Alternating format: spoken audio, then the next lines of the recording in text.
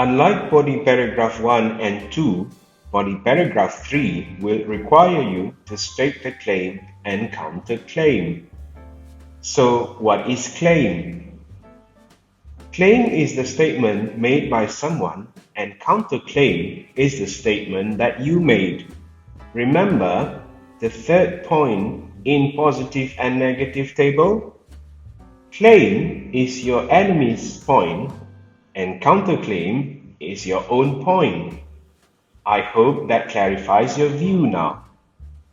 For body paragraph 3, you need to copy and paste your point that you made for the third point in the positive and negative table.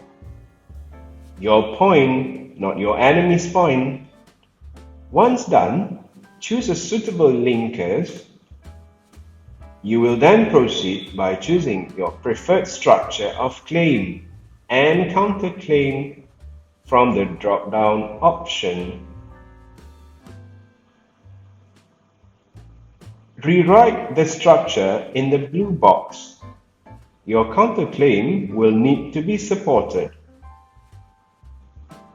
In order to reinforce your counterclaim, I recommend you to get 3 supporting details.